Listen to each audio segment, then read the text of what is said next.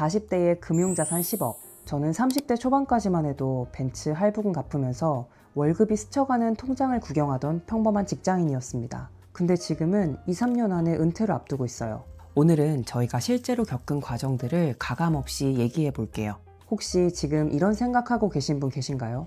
월급은 꼬박꼬박 받고 있는데 도대체 통장에는 왜 남는 게 없는 거야? 제가 딱 그랬습니다. 20대 내내 정말 열심히 일했고 또 벌었거든요. 근데 30대 초반에 손에 쥔 건 고작 7천만 원이랑 벤츠 C클래스 한 대였습니다. 알뜰한 친구들은 그 사이에 1억을 모았다는데 뭐 사실 당시에도 이유는 있었어요. 이렇게 힘들게 일하는데 이런 거 하나쯤은, 이런 말을 입에 달고 살았던 것 같아요. 셀프 선물, 백화점 쇼핑, 친구들이랑 오마카세, 파인다이닝까지.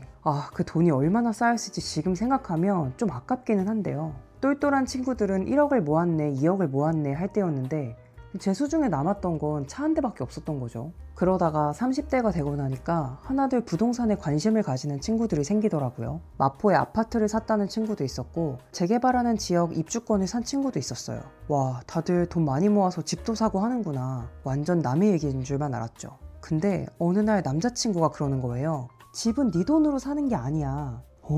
그때까지만 해도 저는 5억짜리 집을 사고 싶으면 현금 5억이 있어야 되는 줄 알고 있었던 대단한 멍청이였습니다. 갭 투자에 대해서 남자친구가 설명을 해주는데 이게 도대체 무슨 소리야 싶더라고요. 그러면서 집은 은행 돈으로 사는 거라고, 실제로 5억짜리 집을 사려면 필요한 돈은 대략 2억 정도만 있으면 된다 라고 해서 머리를 아주 세게 한 대 후려쳐 맞은 것 같았죠. 근데 제 장점이요, 엄청난 실행력이거든요. 남자친구가 계산기를 두드리면서 보여준 숫자들이 있었어요. 벤츠 C클래스 월 할부금, 보험료, 주차비, 기름값, 감가상가까지 더하면 한 달에 얼마가 나가는지, 그리고 지금 가진 7천만 원으로 어떻게 집을 살 수 있는지 저는 그 자리에서 결정했어요. 그리고 3일 뒤에 벤츠를 팔았습니다. 가지고 있던 종신보험도 해지했고요. 생애 처음으로 대출도 받았습니다. 그렇게 연끌을 해서 인천에 아파트를 샀습니다. 처음 대출 받을 때 솔직히 좀 무서웠어요. 내 이름으로 이렇게 큰 금액이 잡히는 게 실감이 안 났었거든요. 근데 신기하게 막상 그 두려움을 넘고 나니까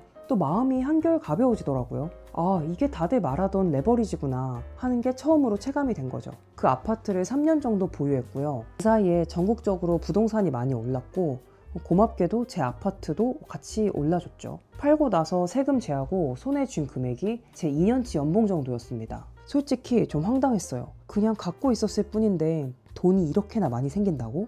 이래서 어른들이 부동산이 답이다 라고 했던 거구나 하는 게 그때 처음으로 실감이 났습니다. 이후에 남자친구도 비슷한 방식으로 한 번 더 시세 차익을 거뒀어요. 그렇게 둘이 합산으로 종잣돈이 본격적으로 쌓이기 시작했습니다. 그리고 나서 결혼을 해서 돈이 합쳐졌고요. 돈이 들어오기 시작하니까 이번에는 나가는 돈을 좀 잡아야겠다는 생각이 생기더라고요. 이때부터 소비 습관에서 제일 크게 바뀐 건 바로 이거예요. 예전에는 예쁘니까, 유행하니까 그렇게 해서 샀는데 지금은 살 때마다 이 질문을 합니다. 이거 진짜 필요한 거 맞아? 더 싸게 살 방법은 없나? 그래서 진짜 필요한 건가? 이 무한 루프를 통과한 물건만 집에 들어올 수가 있어요. 외식은 줄였고 대신 집에서 밥을 해 먹었고요. 카페 대신에 커피 머신을 구매해서 커피를 내려서 마셨고, 극장 대신에 넷플릭스로 영화를 봤습니다. 대신 아낀 돈을 모아서 여행 가서 미슐랭 레스토랑을 갔고요. 또 분위기 좋은 카페에서 시간을 많이 보냈어요. 궁상이 아니라 우선순위를 정한 거예요. 이 마인드셋이 생기고 나서부터는 절약이 스트레스보다는 게임처럼 느껴지기도 했습니다. 종잣돈이 쌓이니까 저희 부부는 진지하게 앉아서 토론을 하기 시작했습니다.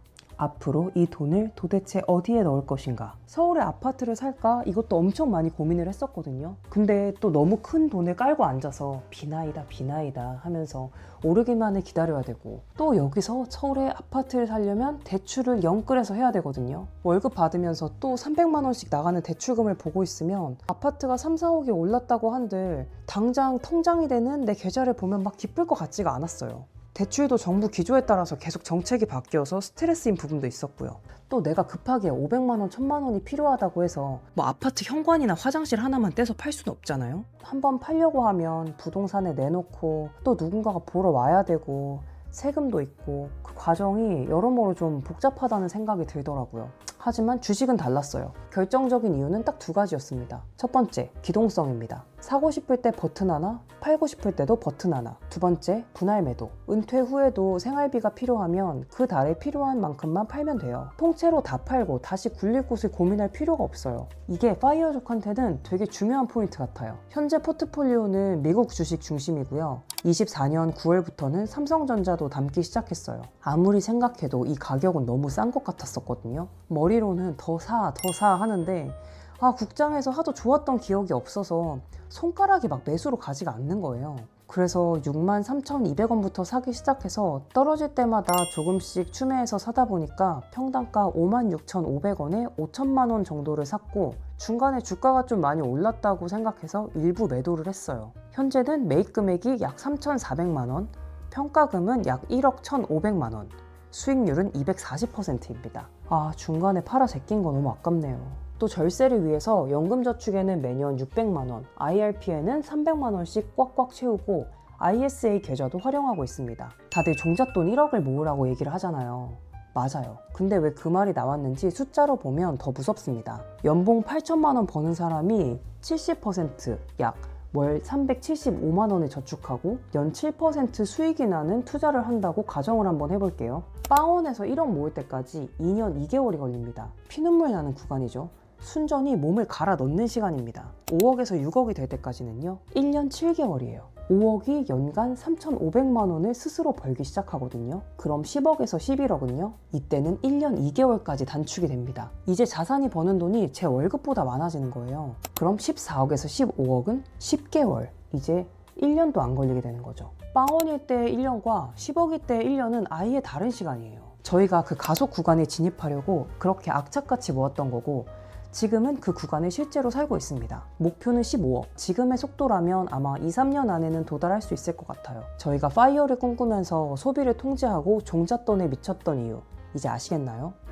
이 가속도 구간에 진입하기만 하면 은퇴라는 결승선은 여러분이 생각하는 것보다 훨씬 빠르게 다가옵니다.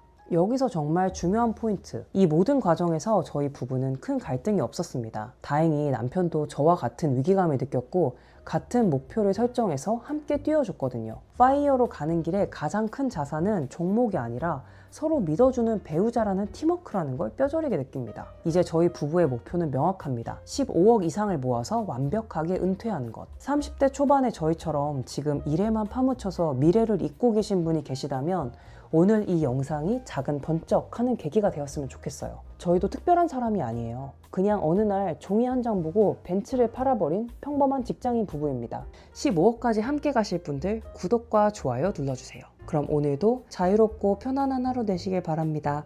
감사합니다.